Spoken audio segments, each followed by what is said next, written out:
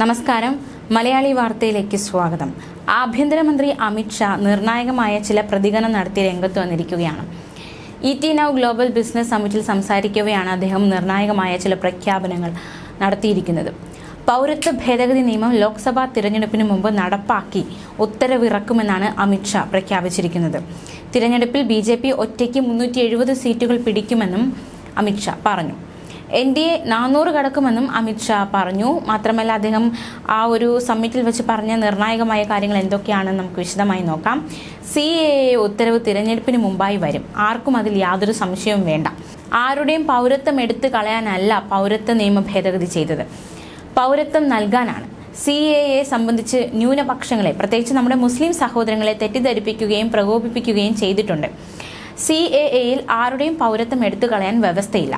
ബംഗ്ലാദേശിലും പാകിസ്ഥാനിലും അഫ്ഗാനിസ്ഥാനിലും പീഡനം നേരിടുന്നവർക്ക് ഇന്ത്യൻ പൗരത്വം നൽകാനുള്ളതാണ് CAA. CAA Congress സർക്കാരിന്റെ വാഗ്ദാനമായിരുന്നു. രാജ്യം വിഭജിക്കപ്പെടുകയും ആ രാജ്യങ്ങളിലെ ന്യൂനപക്ഷങ്ങൾ പീഡിപ്പിക്കപ്പെടുകയും ചെയ്തപ്പോൾ അഭയാർത്ഥികളെ ഇന്ത്യയിലേക്ക് സ്വാഗതം ചെയ്യുകയും അവർക്ക് ഇന്ത്യൻ പൗരത്വം നൽകുകയും ചെയ്യുമെന്ന് കോൺഗ്രസ് ഉറപ്പ് നൽകിയിരുന്നു.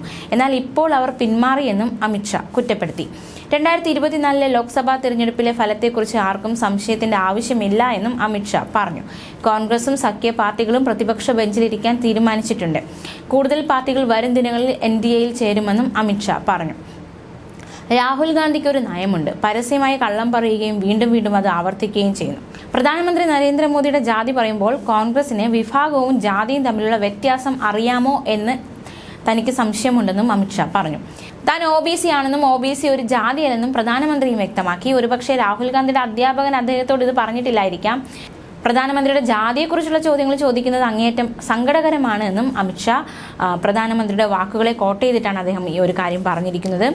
1947 രാജ്യവിഭജനത്തിന് ഉത്തരവാദികളായ നെഹ്റുവിന്റെ ഇളമുറക്കാർക്ക് ഭാരത് ജോഡോ യാത്രയുമായി മുന്നോട്ടു പോകാൻ ധാർമ്മികതയില്ല എന്നും അമിത് ഷാ തുറന്നടിച്ചു.